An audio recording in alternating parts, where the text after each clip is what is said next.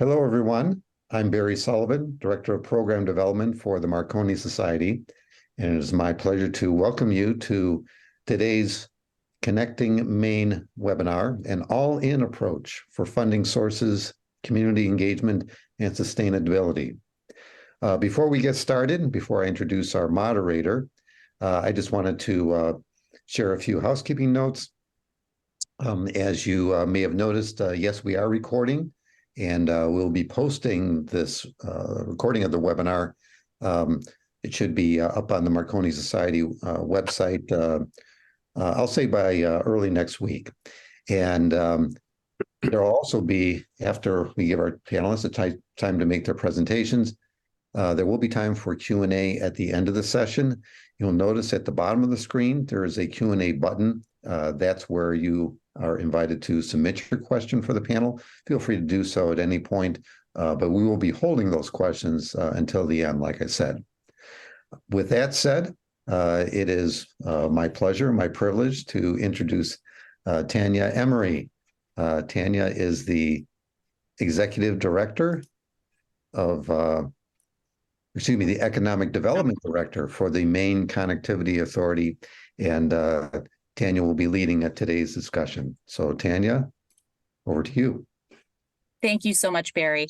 Thank you to the Marconi Society for the opportunity to talk today with my colleagues and the community that is working so hard on connectivity in Maine about what we're doing and how we're doing it. And hopefully this will inspire some insights and really share the work that we've been doing and some lessons that we've learned in this work so far. I'm going to ask our panelists to introduce themselves and give you a little bit of what they're bringing to the table. And I'm going to start with my friend and colleague, Maggie Drummond-Bahl. Thanks, Tanya. Good afternoon, everyone. It's great to be part of this session today. I know we're going to have a lot of fun and hopefully a very lively Q&A and discussion as well. My name is Maggie Drummond-Bahl. I'm the Strategic Partnership Director for the Maine Connectivity Authority. It's a position that I have been in for the last 18 months or so. It's gone by very quickly, and came to this role from a previous role at the Maine Community Foundation, where I was leading our broadband initiative and work on innovation and entrepreneurship, and couldn't resist the opportunity to partner with so many of the wonderful folks who are on the screen here today. And my role at MCA has been to lead our team that's working to build capacity at the community and regional level, and to shepherd our partnerships with state agencies and nonprofit organizations and funders in the field, especially those organizations that are engaged with and working with underserved communities and individuals. And I've been leading our digital equity planning process in partnership with Tanya. And I will hand it over to Marijke. Thank you, Maggie, and hello, everybody. Thank you very much for including me. I'm Marijke Visser with the Maine State Library, where I am Director of Library Development, and our department is primarily responsible for ensuring that library staff across the state have the capacity and the skills to provide quality library services and programs that meet the needs of their communities. And prior to coming to the State Library, I did policy and government relations work for the American Library Association. And in that role, I led our digital inclusion portfolio. I mean, before it was called digital inclusion, I guess. And the portfolio focused on broadband access and adoption. And I have a very soft spot for rural and tribal communities and led our work in navigating the connectivity for those libraries and communities. In today's context, I think it's important to call out that my role is always to raise the awareness of the need for digital literacy skills and support in addition to the broadband access side of the equation. And of course, to highlight the value of libraries as local partners in addressing gaps and developing sustainable solutions. And I look forward to the conversation today. And I will pass it over to Jeff. Thanks. So I'm Jeff Letourneau. I'm the Executive Director of Networkmaine for the University of Maine system. I've been with the university for more than 30 years, so a little while. And through that time, I've had the privilege of working in and now in the last few decades, couple decades, leading our research and education network in the state. We started connecting up rural schools and some libraries back in the early 90s to the National Science Foundation network, precursor or follow on, precursor to the internet, as a way to try to bring to those communities access to university and library services across the network. It was never those along the I-95 corridor in the state that had the interest. It was the ones that are a couple hours or more away from the highway that needed to have that level of connectivity or some level of connectivity to bring opportunities to their students and patrons to get information. So I'm an infrastructure guy. That's kind of what we do. I've been involved in many of the large infrastructure initiatives in the state in terms of broadband or general network connectivity. And most recently, we partnered with the Maine Connectivity Authority on a middle mile, Maine Connectivity Authority on a middle mile proposal to expand our existing research and education network for an additional 500 plus miles of middle mile access in the state. I could go on, but I was told I had 90 seconds, so I'm stopping. And I'll pass it off to Nick. Thanks, Jeff. Nick Battista, Chief Policy Officer at the Island Institute. Island Institute is a 40-year-old community development organization. We're located in Rockland, Maine, and we work primarily with Maine's island and coastal communities. These are often small, remote communities. They're natural resource dependent communities. 75% of Maine's coastal communities have fewer than 3,200 people, and 25% have fewer than 800.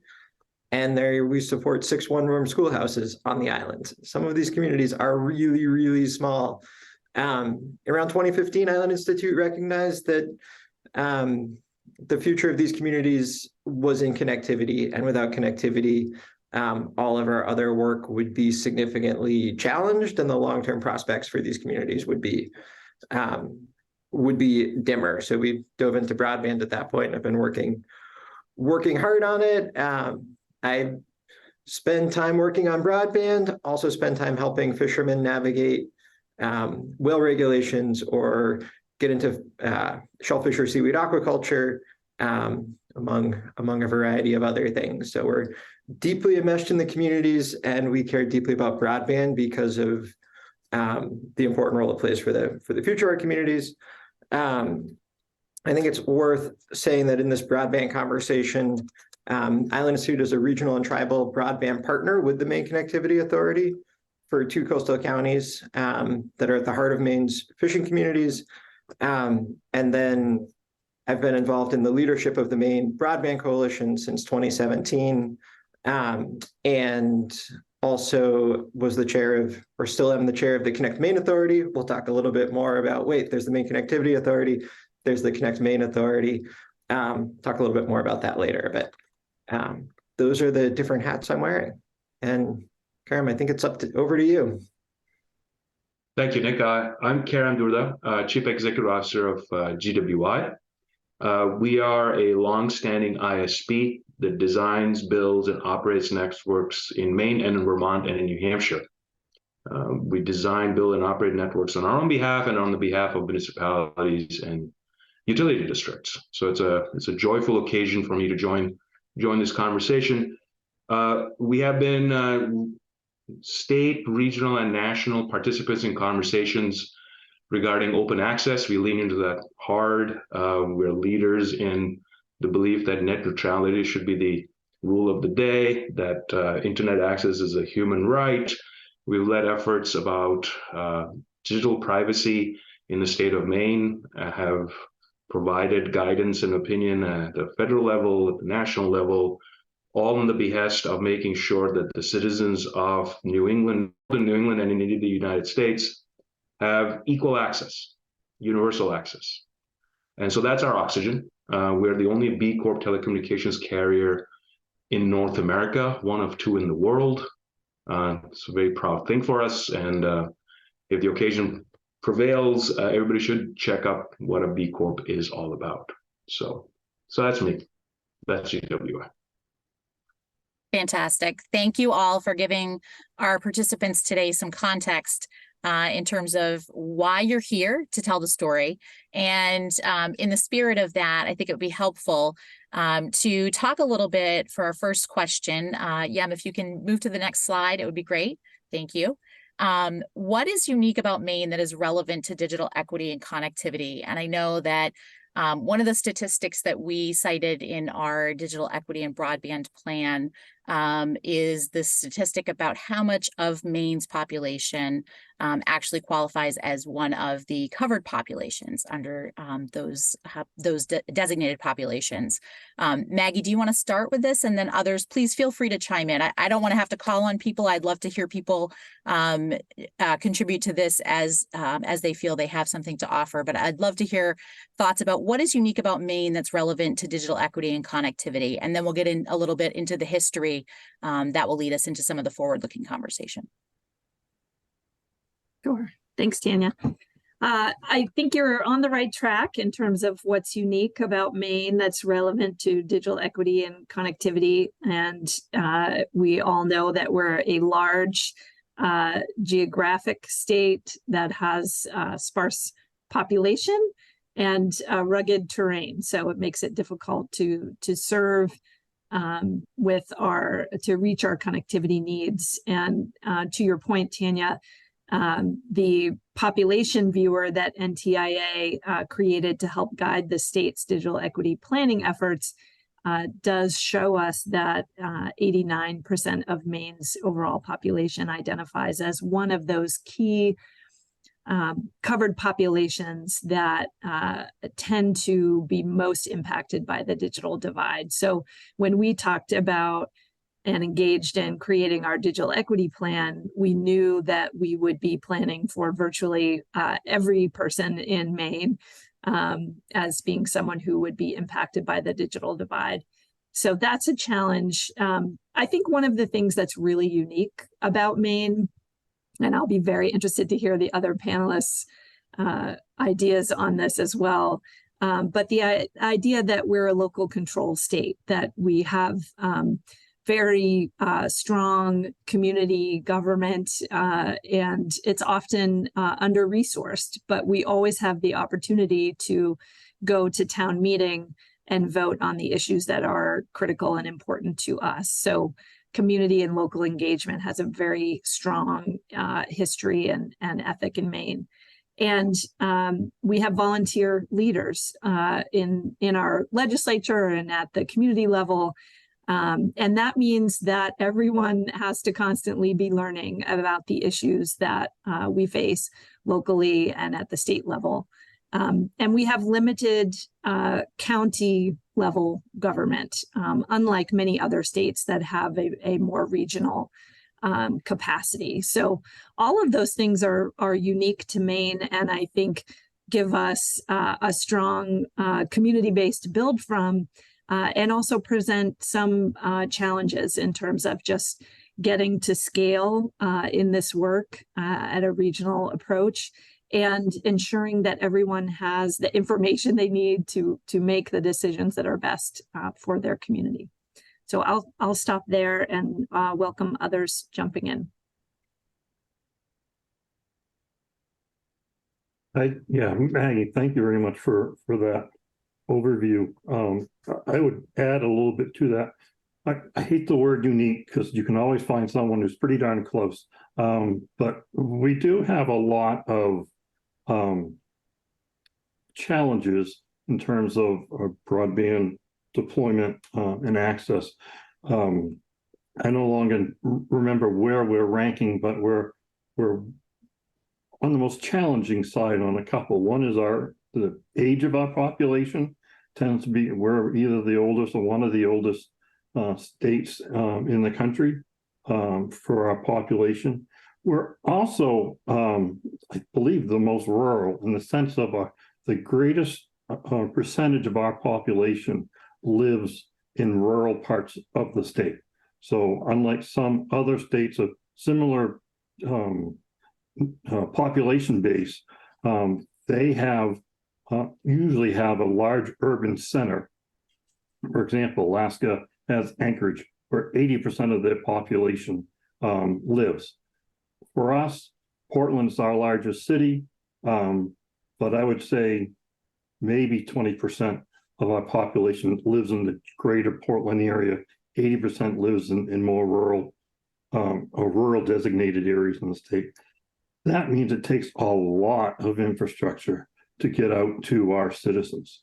So you take a look at that, take a look at the overall age of our population. You look at our geographic challenges from trees and foothills and mountain ranges to granite. We don't bury anything here in the state as the ground's just too hard. Everything's aerial. To the fact that Maine is not on the national footprint infrastructure-wise. Northern New England is, we've always called the black hole of connectivity because everything goes around us.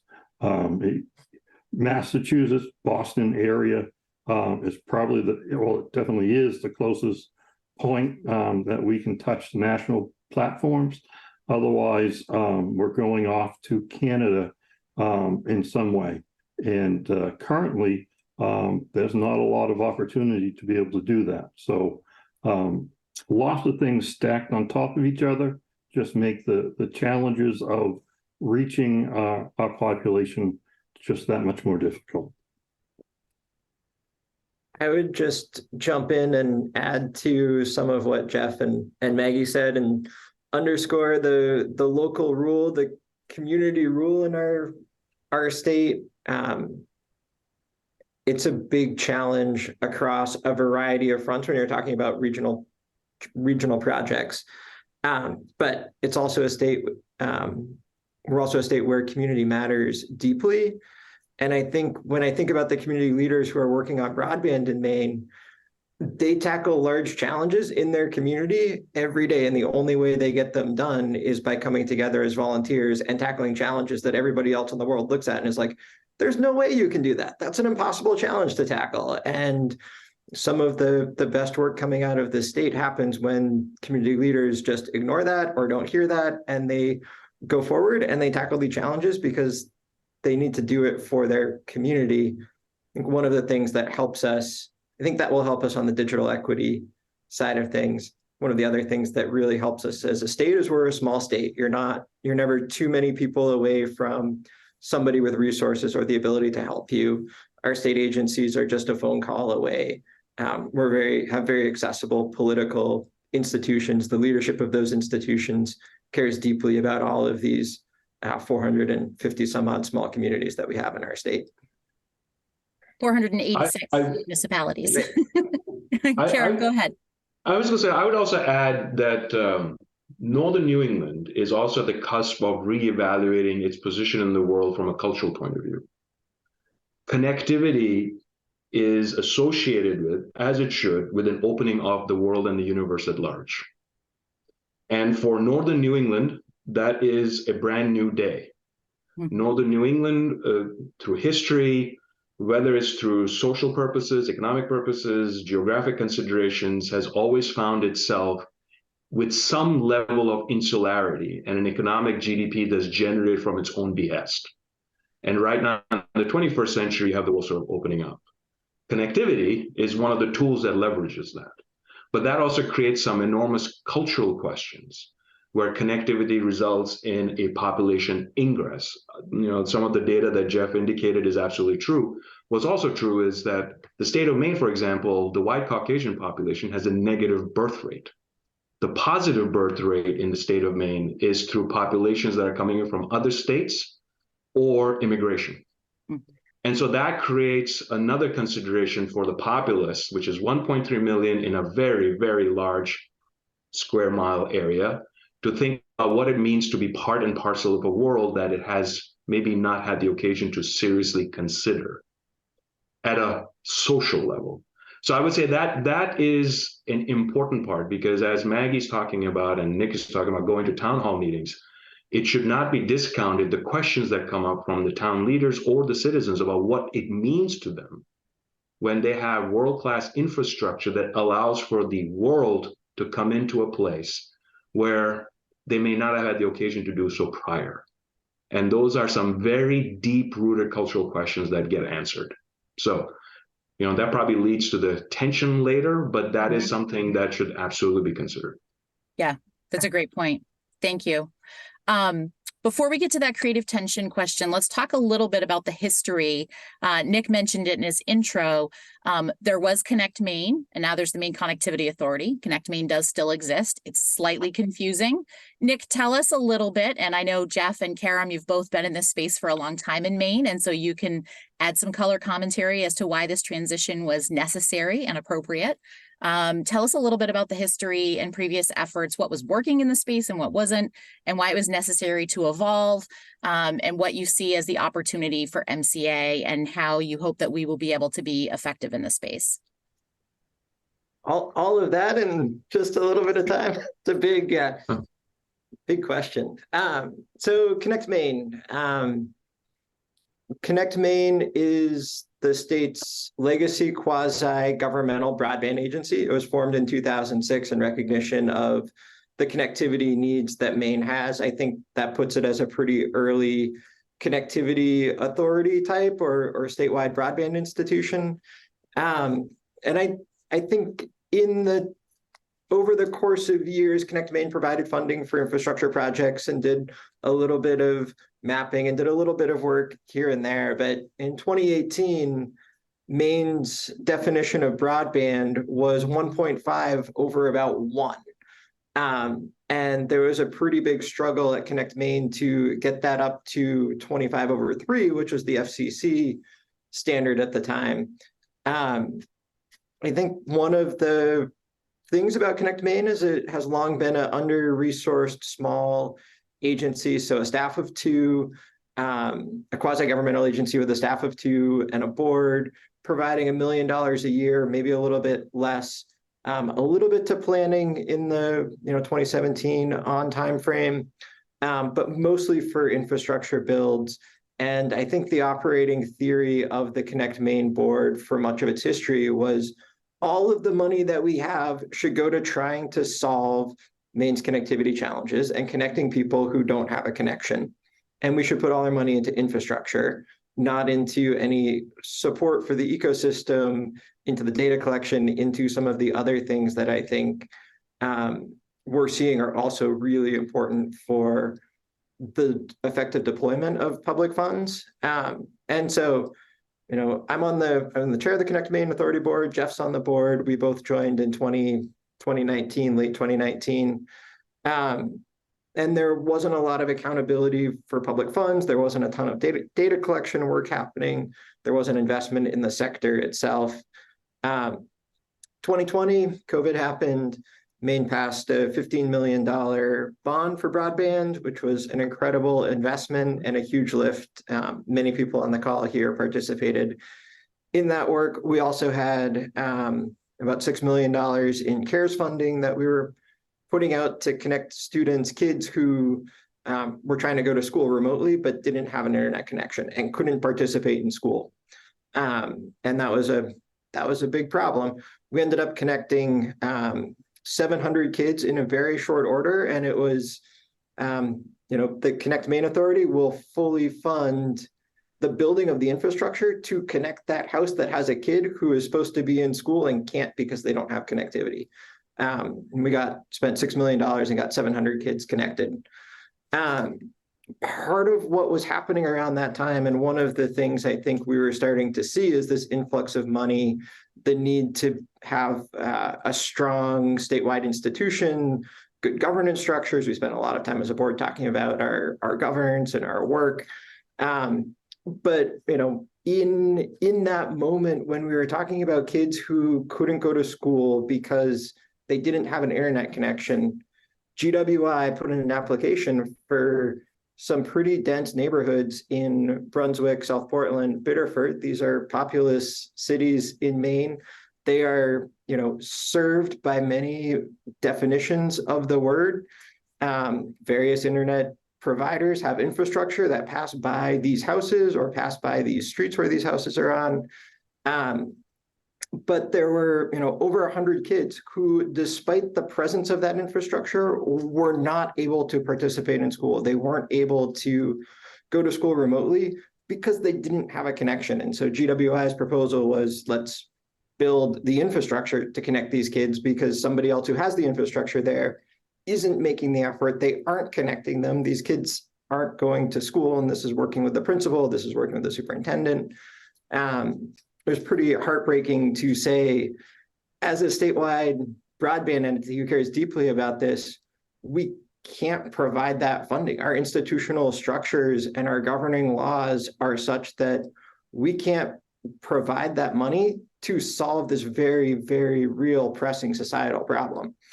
And I think for me, that was one of the moments where it started to become clear that ConnectMaine's institutional structure, the amount of staffing we had, the board was just appointed by the governor. It wasn't confirmed by the Senate.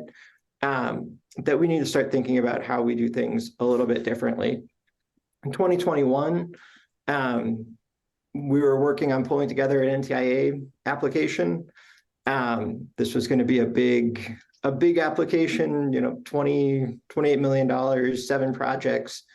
Pulling that together, the management of those funds, the management of those projects was starting to, I think, tax the resources and the institutional structures that ConnectMaine had. And so in recognizing all of that, we started talking about, is there a new entity? Should we start fresh from a clean slate with what we've learned and provide an entity that has a different governance structure, slightly different way of being in the world, and has the board and the staff capacity to handle all of the funds that are going to be coming to meet today's challenges? And that was really what became the Maine Connectivity Authority. In 2022, ConnectMaine and the Maine Connectivity Authority entered into an MOU where the Maine Connectivity Authority provides staffing to the ConnectMaine board and carries out the functions that the ConnectMaine has in statute. There's a few functions that it has in statute. All of that work is now going through the Maine Connectivity Authority, and ConnectMaine's funding has increased to $3 million a year. And that's going to support the work of the Maine Connectivity Authority and the effective deployment of all of these funds, the ARPA funds, the BEAD funds, you name all of the many different funding streams that we have coming. A little bit of funds coming into the Maine Connectivity Authority from ConnectMaine, I think, greatly helps ease some of the challenges that comes along when you have overlapping sets of federal funds that don't quite have all the restrictions that line up, or there are gaps between the funds. So I'd leave it there. ConnectMaine still exists. We meet quarterly. We get reports from the Maine Connectivity Authority on the activities of the Maine Connectivity Authority, and we provide about $3 million a year in funding to the Maine Connectivity Authority. Kerem, I'd love to hear your thoughts on this creative tension, because it was such an important point in the genesis of the organizations, but it's also going to continue to be a challenge moving forward. And how do you see that, particularly within digital equity, and how do you see that as an opportunity moving forward? Yeah, I mean, I think creative tensions or creative problem solving comes in where it requires intentionality. To acknowledge that the problem exists, but intentionality in dealing with a whole bunch of multiple stakeholders to try to solve it. So, I mean, there's some really simple stuff. For example, in the state of Maine, as Jeff mentioned, there are population centers. Within those population centers, there are areas which are distinctly not served. They have crappy internet service. Those areas tend to be low income or immigrant neighborhoods. But yet, $42 billion is not going to help them. It's just not. So what do we do and how do we do it? I do believe to my core, GWI does, that we have a moral, ethical, and financial obligation to solve that, because you are going to then aid and abet a deeper chasming of socioeconomic considerations. So how do we do that? Well, maybe the answer lies in aggregating projects in a way so that the federal capital that comes in that addresses rural areas, if it's a large enough project, it can aggregate in such a way so that the private capital can go into the metro areas. Requires an enormous amount of thinking, requires an enormous amount of creative financial partners, but at least there is a way to try to do it. And I think those are the places where Maine Connected Authority certainly has expressed its interest in leaning in and trying to figure that out. It has expressed its interest in trying to figure out how does various other bonding mechanisms may even work. It has expressed its interest in trying to figure out how can it help connect the dots for the ISP, especially smaller ISPs that are not incumbents, on accessing capital stacking mechanisms to be able to do large enough projects. Because the truth of the matter is, the reason why the Rural Electrification Program succeeded in the 1910s or the 20s, or the National Highway Transportation System in the 50s or 60s succeeded, is because of the fact we said, as a society, we're going to get to everyone, no matter how hard it is, no matter how long it takes. And I think that's what we have to do. In the state of Maine, that's one issue. In the state of Maine, obviously, even in the rural areas, for example, there's a tension between what the incumbents may have done or are doing, cherry picking, donating areas, and leaving certain stretches, swaths of land and premises still unserved, but makes it awfully hard for a non-incumbent to put together a competitive proposal for a federal program to say, I can aggregate these projects and I can bring a competitive service to those areas. How do we do that? Again, requires a little bit of creative thinking. Is there a way for the smaller ISPs, when they aggregate projects, to lessen their costs to make the competitive applications sort of bear fruit? Are there ways they can leverage other partners in regional places to say that they can aggregate large projects to be able to bring fruit? Because at the end of the day, the goal for the federal funds that the state of Maine, the state of New Hampshire, Vermont, everybody is trying to administer is, how can we provide universal access that carries some element of choice for the citizens? And I think that's where we have to come in. And I don't buy into reticent positions where we say, well, that's what it is. And these are the rules, and hence that's what's going to be. Because that is not going to create infrastructure that's going to last 50, 60, 70, 80 years. I mean, this is a generational moment. It's not going to happen again in my lifetime in terms of a coalescing of a societal demand with the ability of the federal government to put a shoulder into it, and the states expressing an enormous amount of capacity and expertise to solve that problem. So it's a marathon. It's not a sprint. I urge everybody to think in terms of running a marathon and to intentionally figure out how to solve some very thorny problems and to acknowledge the tension. We have to acknowledge the tension and say, how do we resolve it? By talking. Well said. Thank you.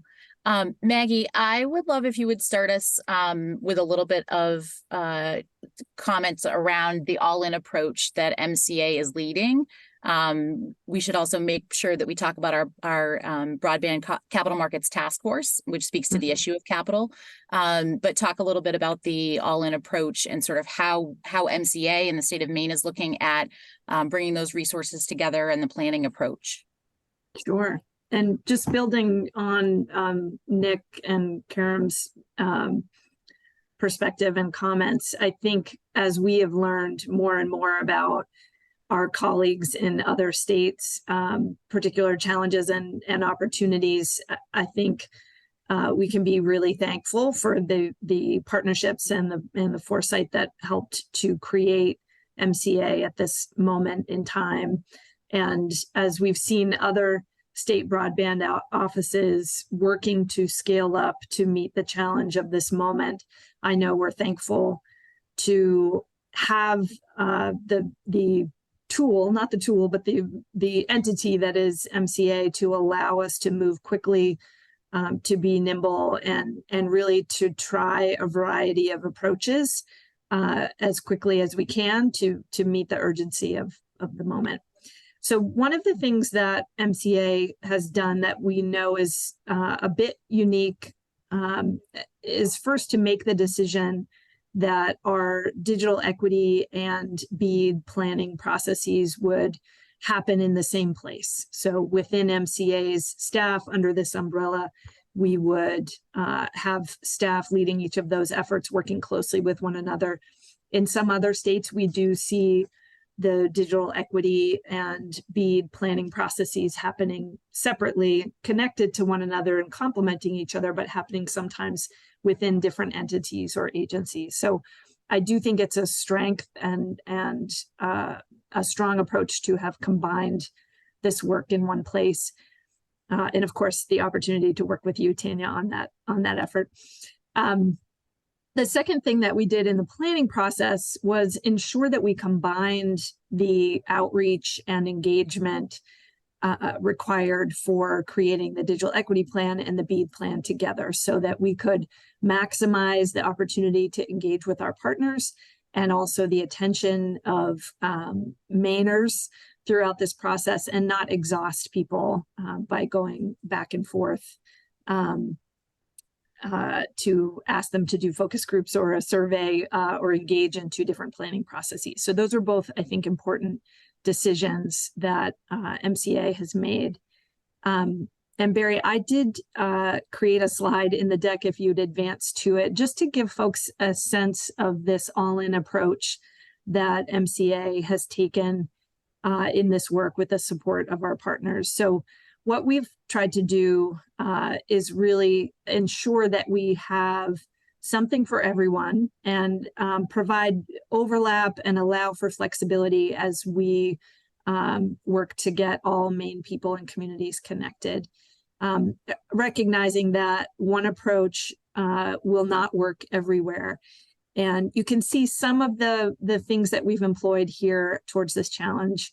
Our Connect the Ready grant programs, working really to proactively engage communities and partners in public-private partnerships, and our Reach Me line extension program, which is really intended to reach those places that, as Kerem mentioned earlier, that tend to get left out, particularly in rural communities where the long dirt road does not get served, but there is a provider there that could, given a bit of incentive, reach that part of the community.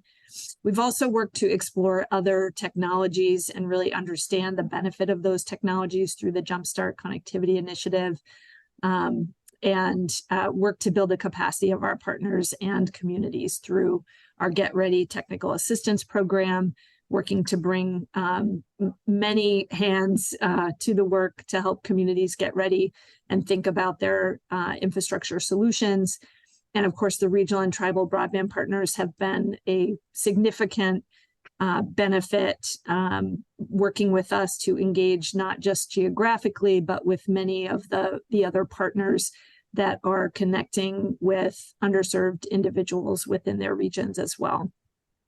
So all of these things taken together represent most of that all-in approach. What's not reflected here, as we have continued to work very quickly, of course, as Jeff mentioned, is the middle mile network, MooseNet, that was funded by NTIA, will be launched and be working on that moving forward. And also the Partnerships Enabling Middle Mile program, which is a proactive approach to those public-private partnerships and we're just working to award the first grants in that program. And as we go into 2024, there'll be just a significant additions and expansion of this work of the all-in approach, further refining these programs to deploy our BEAD funding in the best and most strategic way possible, launching a Connectivity Hubs grant program with our Capital Projects Fund funding to support really world-class facilities and multi-use facilities that are in alignment with our digital equity goals throughout the state. And then we'll layer more direct funding and investment in the other elements of digital equity beyond the really urgent need to address access and affordability. We'll also be investing very deliberately in digital skills and technical support, internet safety training and education, and of course, really working to ensure that our government resources are more accessible and inclusive. So that's just a snapshot of that all-in approach, which I think is moving us in the right direction and braiding together the many different funding sources that we have to have maximum impact. Fantastic. Thank you, Maggie, for that overview. And of course, adding to that pile, Maine's BEAD allocation is $271.9 million. And the middle mile application, the project total is $53 million, and the grant award is $32 million? 32 or 35? Geez, how can I not remember that, Jeff? 32, thank you. It seems odd to say, but we realized in the midst of all of these numbers that even with the BEAD allocation where it was, we still have over 90,000 locations that are unserved and underserved within the state of Maine. And we knew that even with that number, we were going to be very close to being not able to meet all of those, not able to serve those locations. We knew that that was going to be cutting it very close. We also knew that that was going to leave us really at the point of not being able to get to those non-deployment activities. And so in order to fund and sustain in an ongoing way, needs such as the things that have been identified in our digital equity plan, it is really important that we looked at ongoing capital sources. And so something that I think that Maine has done that's really innovative is our CFO, David Weddick, came to us with the idea for a capital markets task force to bring together thought leaders in finance from not only the state of Maine, but from around the East Coast to say, we need to think about the capital sources that are available and that are missing from projects within the state of Maine, and think about how do we bring them to the table and what creative approaches do we need to be thinking about taking. And we have a fantastic group of thought leaders who get together every couple of months, and we bring problems to them to solve and to think about. And it has been an incredibly enriching group to work with because they have wonderful ideas and represent some really fantastic resources that when we get to the point where we are, Maggie's been thinking about how do we build that sustainable infrastructure for the digital equity goals that we've articulated. We need to have funding sources identified, and the ways that we will do that will call on some of these resources that broadband capital market task force has identified. So it's that, we know that there are additional needs out there, and we're thinking proactively about how to identify those. And it still feels weird to me to say, after seeing all those millions of dollars, to feel like there is still a need out there. But when you look at the magnitude of, we are bringing people infrastructure, they need to know what to do with that infrastructure. So that leads to the next set of questions. Marijke, I would love to hear you start us off to talk a little bit about what do you think are Maine's biggest challenges when it comes to achieving digital equity? You are in such a great position, having been on the front lines and seeing digital equity in this space for such a long time. Can you talk a little bit about Barry, could you go to the slide after, or the second slide with the questions? Thank you. What do you think are the biggest challenges that we have when it comes to digital equity, and what are the opportunities you see? Sure. Thank you, Tanya. So I was thinking, going back to when Jeff was starting out and he said, what is unique about Maine? I thought he was going to go in a totally different route to talk about the groundwork that is laid in some of Maine's anchor institutions, the schools and the libraries. And so I'll come back to that thought because I think it's really important for this conversation. But I want to also echo what Maggie was saying in the all-in approach of marrying the digital equity work that is happening in the state with the broadband access side. It's so rare that that happens. And in my opinion, it's something that makes any investment not sustainable, right? Is that you have to deal with both. And actually, I would throw the affordability in there too. And MCA is doing a lot of work with the Affordable Connectivity Program too, which I don't think anyone mentioned yet. But to pull all those three things together and address them simultaneously, I think leverages federal and state and local funds that are being dedicated to each one. If you deal with them individually, I think you miss a lot of opportunities. It's really important to make sure that the people, once they are connected, understanding that that is a huge challenge here in Maine, but once they are connected, that they're able to use that connectivity to address whatever life needs are coming at them, whether it's workforce or education or just staying connected in this global world that Kerem mentioned, right? So thinking about what existing infrastructure is there and investing in that is something that I think is a challenge, but also an opportunity. So from the perspective of libraries, thanks to Networkmaine, almost all of our libraries have access to a gigabit of connectivity, which is something very unique, and I think goes no small way into some of the opportunities ahead. So related to the challenges, I think from the library perspective, we have 256 libraries kind of spread out across the state, very much in the home rule challenge that they are different, even though they offer some of the same services. But it really is up to that local community to decide what they're investing in their library and that kind of thing. But that said, we have that infrastructure in place. All of those libraries have that kind of internet connection. They provide public access computers. Some are lending tablets and hotspots and things like that.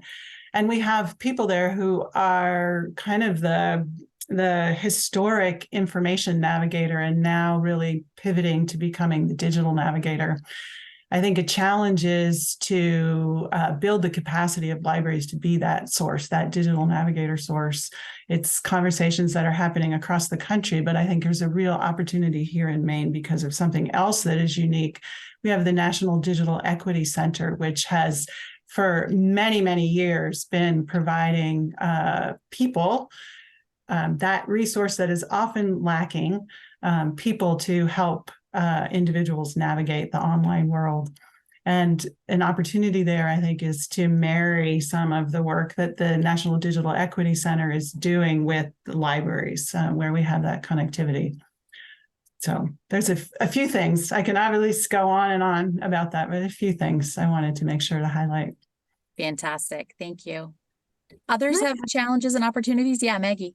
Yeah, I was just going to add, because Marijke set this up so well, that when we were engaging in the process of developing the digital equity plan and undertaking, as all the states did, our asset inventory, I think many of our partners were encouraged by the significant core partners in the digital equity work that we have in Maine. And Marijke mentioned National Digital Equity Center and the network of libraries and our adult education programs and Give IT, Get IT, which is a key device refurbishment partner. And I think it's both a challenge and an opportunity that we have these wonderful core partners doing significant elements of this work. And the opportunity is to scale them up, to expand their reach and ensure that we can maximize those core assets. And then I think the other really wonderful thing that came out of the digital equity planning process is just the identification of those networks of organizations and community partners that have such close relationships with underserved individuals and communities, and the opportunity to really infuse digital inclusion activities into those existing networks is a really important one in Maine. And it's things like the community action programs that are all over the state and have wonderful relationships with many of the covered populations. We have a strong network of reentry and recovery programs that are working with folks who are formerly incarcerated, and helping with that reentry process. And just so many of those just networks and coalitions. Oh, and of course, the network of age-friendly communities in Maine, which I think we have more age-friendly communities than almost any other state, and just wonderful partners working with older adults all over the state. So just so much opportunity came out of that digital equity planning process, and very excited to get started with our funding to implement many of those opportunities. Fantastic. Do others have contributions in terms of challenges and opportunities with digital equity? I have one thing that Maggie reminded me of, just very briefly. It's a little bit tangential, but I think also relevant, is access to digital resources that are culturally relevant to the covered populations. And I think that that's something that is an ongoing challenge, to make sure that once people are online and they're developing the skills, that they have access to those relevant resources. And the other thing I think that sometimes gets left out of the conversation related to the skills support is that because technology is always evolving, your skills need to evolve along with that. And so you have to kind of continually reinvent or build on the support systems that are in place to allow for that growth, recognizing that there are probably always also going to be people who are at the entry level. So that spectrum of skills, I think, is really important to keep in mind in that conversation. Definitely. Thank you. So this one is a little different, and I'm really excited to hear Nick talk about this. This is one that we talked about in our preparations for this. And I think this is something that Maine has talked a lot about, but I'm also interested to learn if other states are talking about this in particular. The relationship between connectivity and climate change. I know Island Institute has been very involved in this. I've actually spent some time thinking and writing about this as I've been preparing our initial proposal, which if other state SBLNs are watching this, they're thinking about this as well right now, because it's part of the requirements for BEAD funding. But I think it's so important to think about connectivity and the relationship between connectivity and climate change. So Nick, can you start us off, and then others jump in if you have thoughts about this?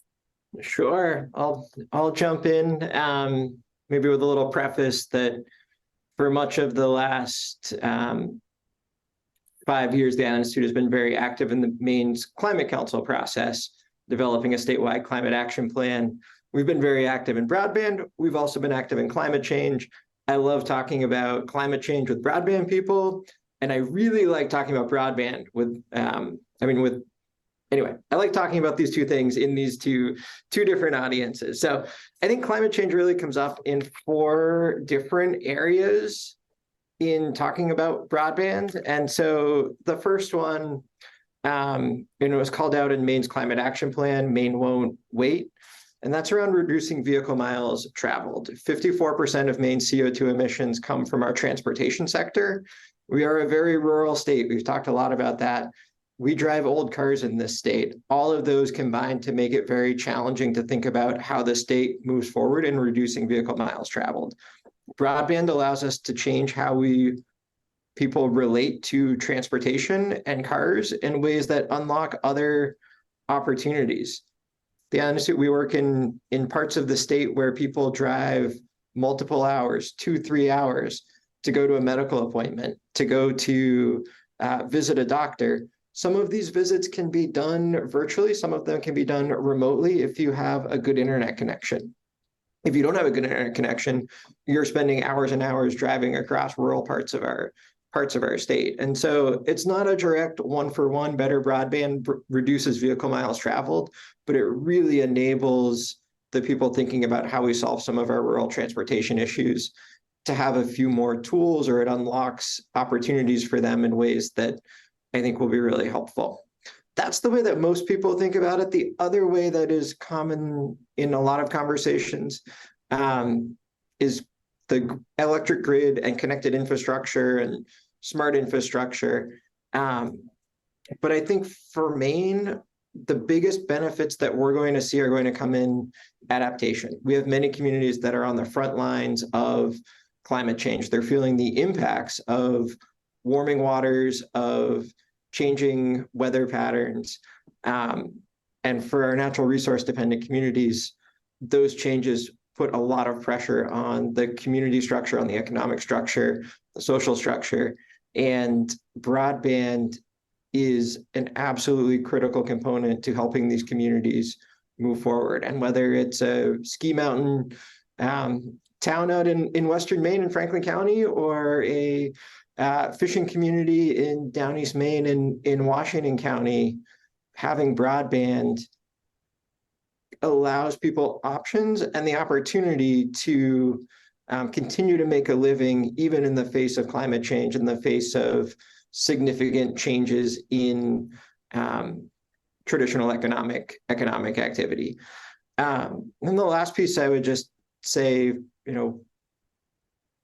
for much of Maine, and I think rural parts of the country everywhere, if you've been left behind by the digital revolution, if you've been left behind by broadband, all of the promises, you'll get a connection, everybody's going to get a connection, we're going to solve the broadband challenges. I think, and you've spent years, decades, not having a connection that enables remote work, not having a connection that enables you to participate in modern society. I think you start to lose your faith in government institutions, and you lose your faith that the government cares about rural parts of the state. And so for me, very deeply, solving broadband is a precursor to being able to go into rural communities and talk about how climate change, there might be opportunities for that community. There might be economic opportunities. There might be new things coming that the community could benefit from climate change. It's really hard to say that if you're like, great, there's nobody can join this Zoom because you can't have your videos on, or you can't connect to Zoom. It's really hard to believe that there's anything good coming from a project to address climate change. And so I think those are a couple of big areas, and we're really excited about some of the work happening in Maine's fishing communities around connectivity hubs and around helping fishermen who are facing pretty significant pressures in their community, in their business, and they might want to think about getting into another line of work. There's a whole bunch of cultural barriers to for many of these rural populations and accessing statewide resources, being able to connect locally with them through those trusted partners, those people they're already going to provide services, to help them get online, help them access some of the trainings that we've talked a little bit about. It's huge for these communities, and it's huge for the families who depend on that. That's fantastic. It's so helpful to hear that overview and to think about the intersection of that work with climate change and broadband. Do others have thoughts about this line of thinking? Kerem, from an infrastructure perspective, or Jeff? Yeah. Yeah. Jeff, you want to go first? Okay, sure. I can provide a real world example of the impact of connectivity in terms of climate change, as Nick was talking about. Less cars on the road. University has been a national leader in distance learning since the late 80s, early 90s, using various technologies. In order to do that, we've maintained over 20 education centers, off-campus centers across the state into the rural parts, with the goal being having it such that nobody in Maine has to drive more than an hour to reach an opportunity for higher education. Well, that was okay thinking back in the late 80s, early 90s, and to be honest, many, many years after that. We're now to the point where we have two of the centers that happen to be located in communities that some local ISP has made significant investments in. One is up in Holton, the other one's down in Mid-Coast in Belfast, where we're able to rethink the purpose of those centers. We no longer offer on-site classes at them. We're not doing distance learning at them, and are exploring ways to really either divest in those properties or turn them around to provide better opportunities through some other public service organization there. Those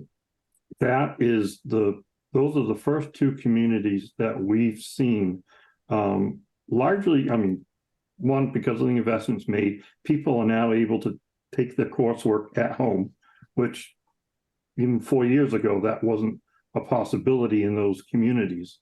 And I see that as the final progression, as the faculty and the students have become more comfortable taking online.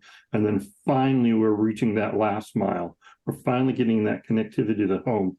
We're going to be able to pull back much of the need, at least, for these higher education centers in their traditional roles, and hopefully be able to bring greater value in some other way.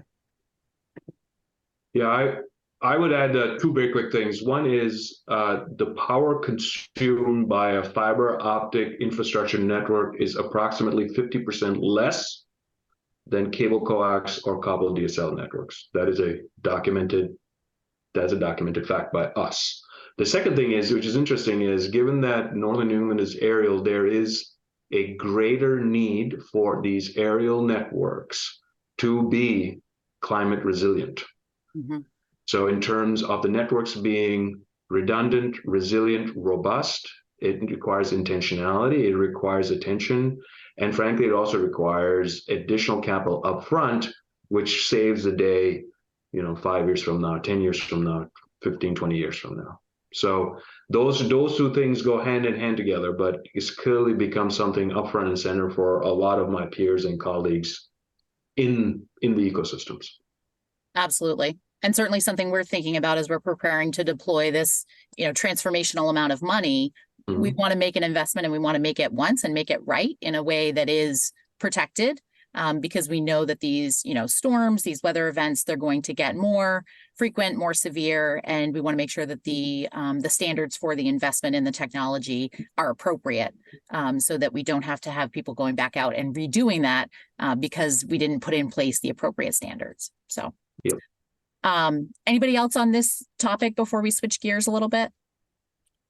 I would just add, Tanya, to your point about the resiliency of the infrastructure itself. I think as we experience more of these extreme weather events, and even, on a related note, public safety emergencies, being connected in your community and being connected individually is just so important to finding the resources and support you need through important, scary times like that. And we very recently had the experience of all of us being glued to our news to understand what was happening as we were sheltering in place. It just emphasized for me how important it is to be connected at those times.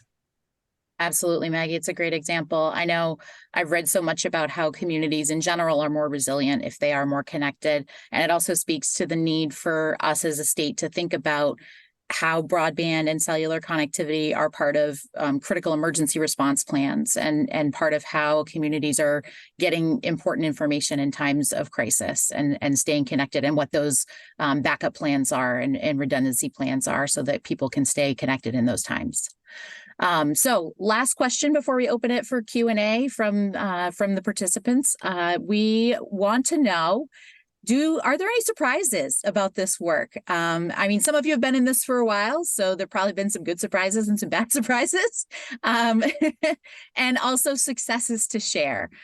Sort of a nice opportunity to share some closing thoughts some surprises or some successes that you would want to share with the folks that are watching along with us? I'll share a good success and a surprise. Community that we were working with, rural in nature, because of a fiber optic infrastructure. I believe over the course of 2 years, they've had 12 young families move into the community, which also resulted in their school actually becoming long-term sustainable. Awesome. Which is actually pretty neat. These are young families, so professionals that moved in, from out of state with young families, and they're going to be there for now at least a generation or two. And I think that those are good things to celebrate. Absolutely. And for folks watching who are not in Maine or not as familiar with Maine, when Nick talks about one-room schoolhouses and Kerem talks about 12 families moving in, making the difference between schools being sustainable or not sustainable, it's absolutely the truth. It can make a huge difference in rural communities. That is how small the populations are, and it really can make a difference. Anyone else want to share? I'll share one brief surprise and then two successes that are just top of mind.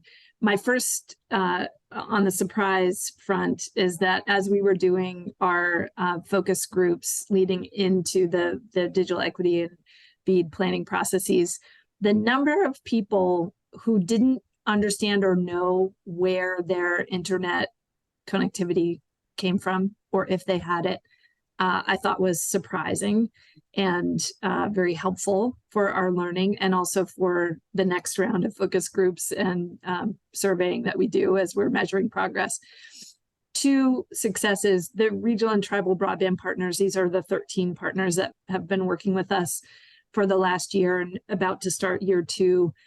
Were such a significant part of the digital equity and BEAD planning process and convened coalitions in every region of the state working with covered populations. So they convened 180 partners through their coalition building process and really expanded the reach of our interviews with individuals to contribute to the plan. I think they did almost 600 interviews of folks with lived experience to contribute to that planning process, which was so important.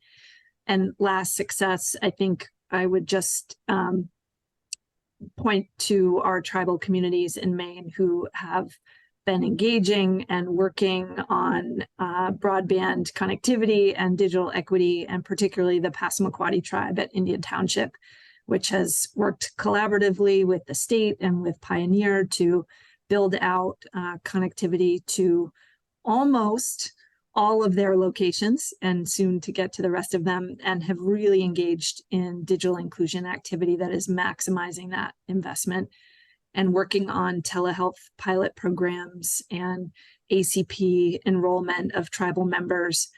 And it's just one of the very inspiring stories in our tribal communities that are so important to the Maine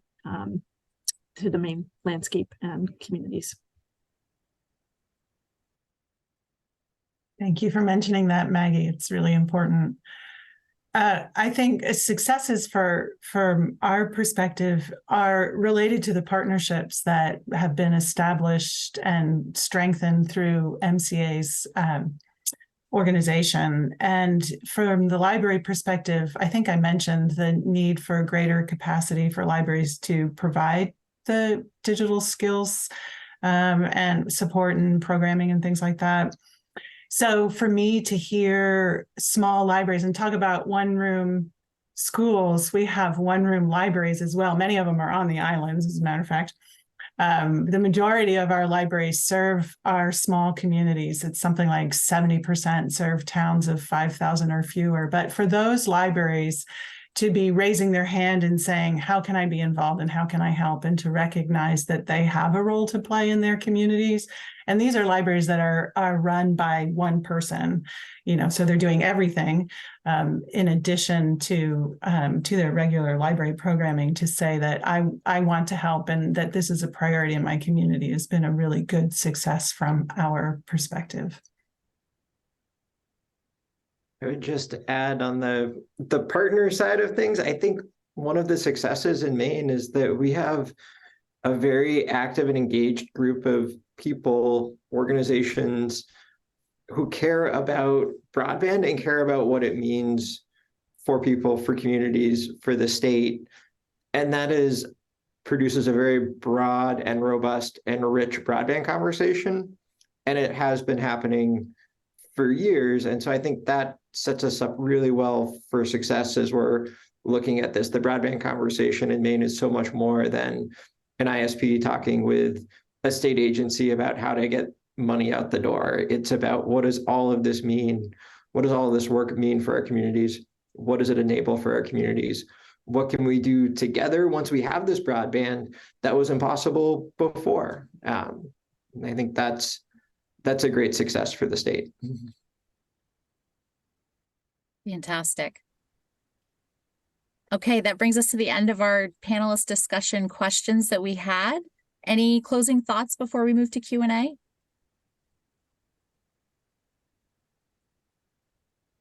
Thank you all so much. Back to you, Barry. Well, we have one question here that I think it may have already been answered, but I'll share it with everybody.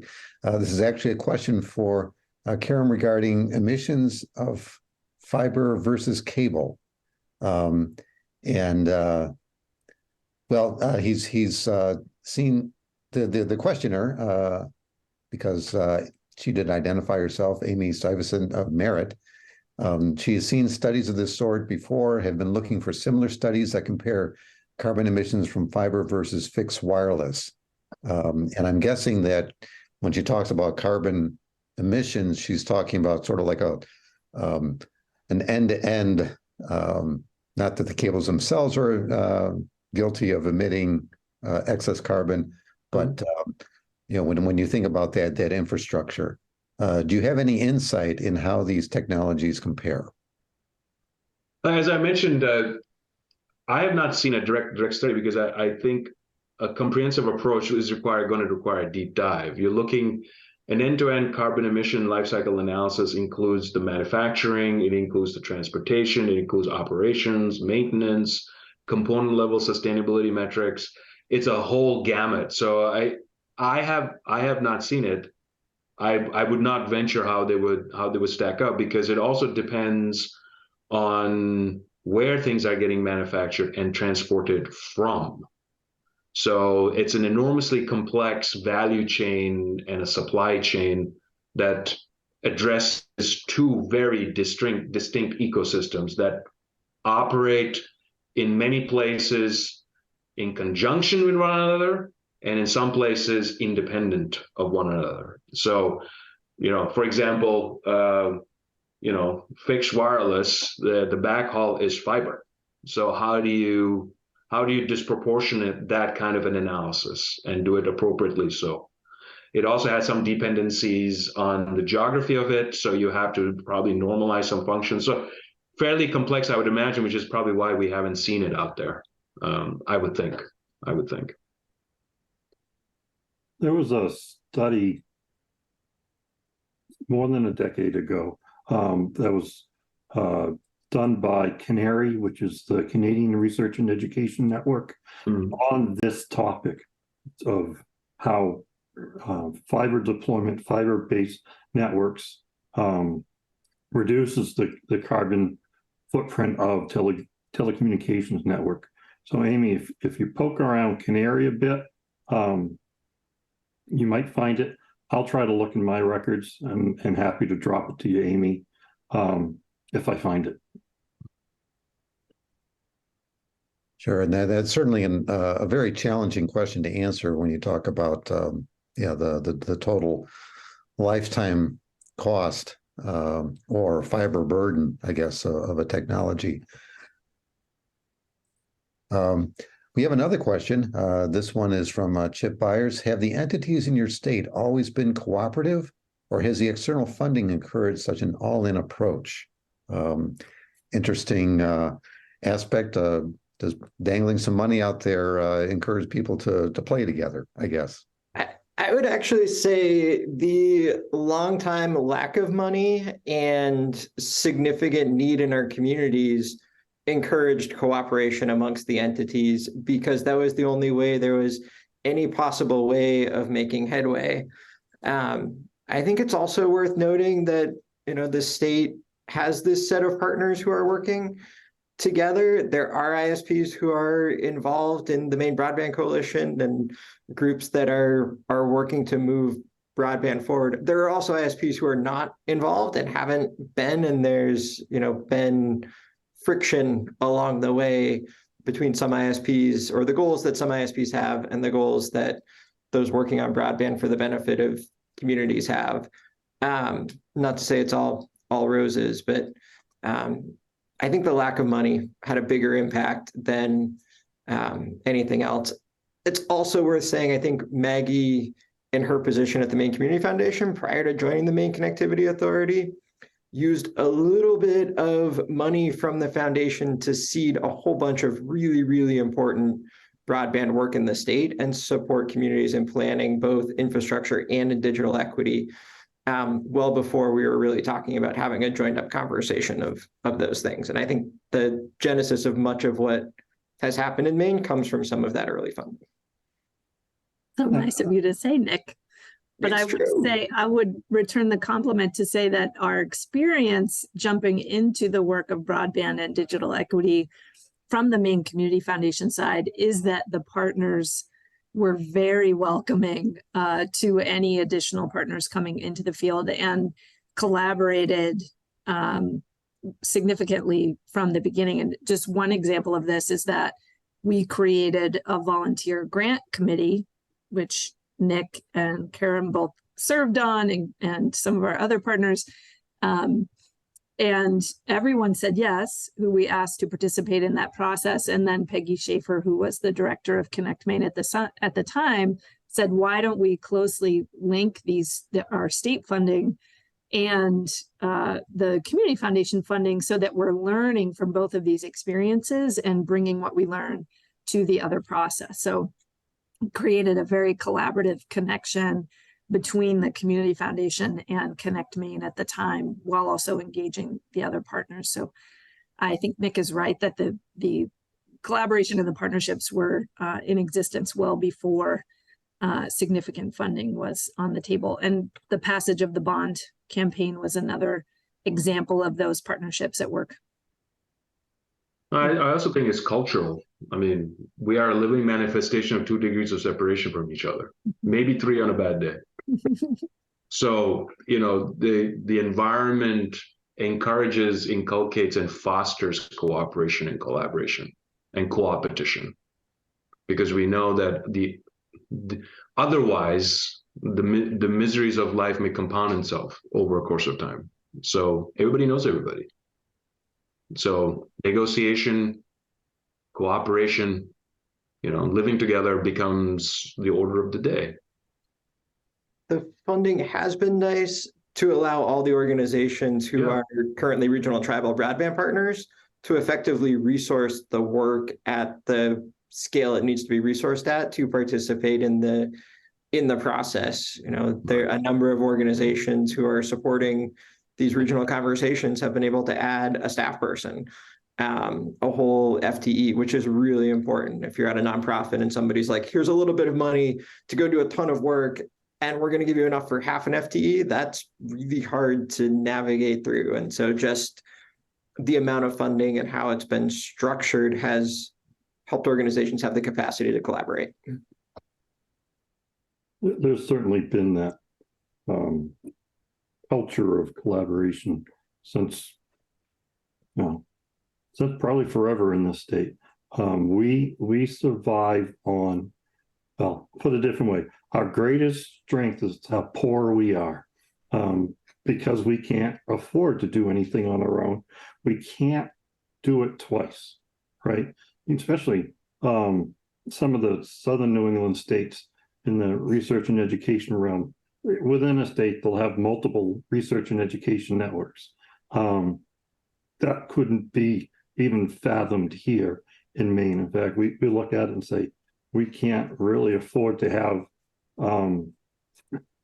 much of what we do without people all getting together, chipping in any way that they can, right? You find partnerships to get things done. I like to call it spending money more than once. How do you value stack every dollar that you spend so you get a greater return? So I think what the federal funds are doing in the state, which people have already alluded to, is giving a voice to those on the demand side that have not had the opportunity to be heard because of that lack of funding to be able to drive those kind of conversations and awareness. So that's really exciting to see. Well, Tanya, we don't have any other questions from the audience right now. We do have a few more minutes. If I don't know if any of the panelists have questions for each other, or Tanya, if you have a question for the group. I think we've gone through just about all of them. If anybody else has anything they want to add or anything that they didn't get to. I know, Marijke, you talked a little bit about when Jeff started to talk about what's different about Maine, specifically about schools and libraries, if you want to circle back to that. Yeah, yes, I can. And this is maybe from my perspective outside of Maine, particularly with libraries, but I believe it's still the case. It's very rare that rural libraries have access to a gigabit up synchronous. And when you have that, it takes away many of the challenges because you don't have to think about that piece of the infrastructure anymore. You can just say, oh, I want to do a telework program in my library. It's not the broadband that is going to limit that happening. And for the rural communities, that opens up a whole new set of opportunities through the libraries. So I think that that's something that we should talk about all the time because it is so rare in other states, particularly thinking about how small our libraries are and the communities that they're serving. They, if you don't have ideally, we think everybody should have a broadband connection at home, but until that happens, having a place to go where we serve everybody, anybody can come in, you don't have to have a membership or anything, and use that connectivity. And if the library's closed, many of our libraries have always left their Wi-Fi on 24/7, but during the pandemic, many of them actually were able to use some of the recovery funds and strengthen that Wi-Fi connection. So we have stories of people pulling up in their cars, which is not ideal, I know, in a Maine winter, but it's that cobbled together attitude to make things work. So that's something I think we can always call attention to. And that's a good example of how public policy shaped something. The School and Library Network, we call it the Maine School and Library Network, MSLN, was funded originally by a rate case against the incumbent by the Public Utilities Commission.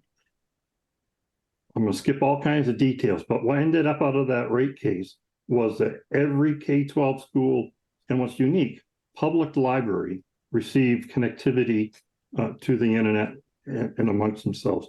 And it was really the start of our large-scale research and education network.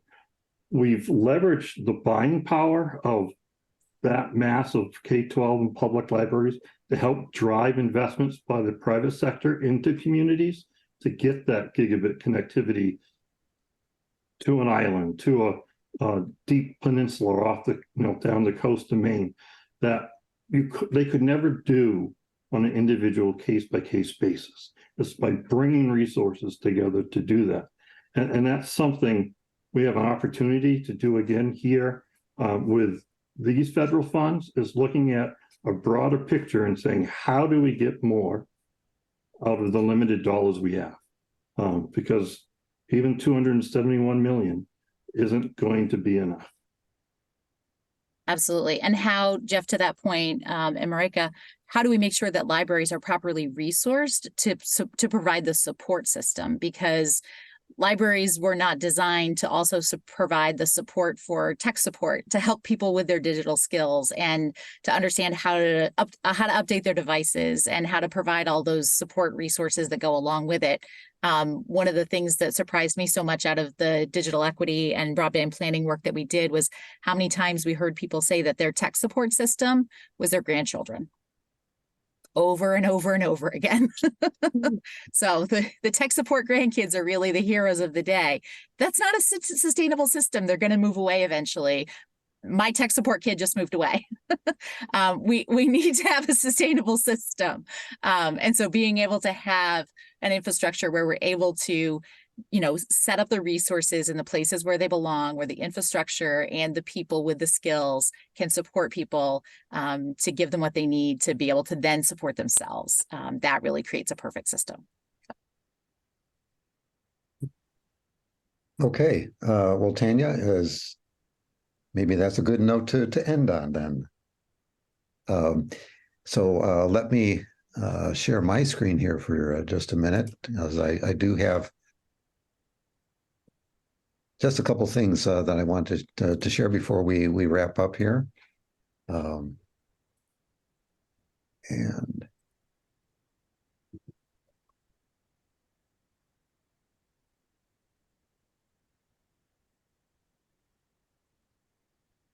okay, I am going to master this here. This is the button I'm looking for. Okay. So let me thank everybody for joining us today for this very enlightening and stimulating discussion. I think it probably has brought some ideas that everybody can take back to their own situation. But as we close, I would like to say a few words on behalf of the Marconi Society. If you enjoyed an event like today's, we offer a variety of other networking opportunities. You've seen how we manage events. If you visit our website, you can find our magazine there as well. And also, if you become a Marconi Society member, you will also receive the monthly newsletter. So please consider doing that, or contact my colleague, Emery. You see her email address there at the bottom of the screen. We'd be happy to help you with those activities as well. That said, again, thanks everyone for joining us today. On behalf of Networking Maine, the Network Startup Resource Center, and the Quilt, along with the Marconi Society, thanks again for being part of today's event. And once again, if you'd like to join our mailing list, the URL is right there. If you just go to marconisociety.org, you'll find that link very readily there as well. Thank you, everyone. And that's it for today's session.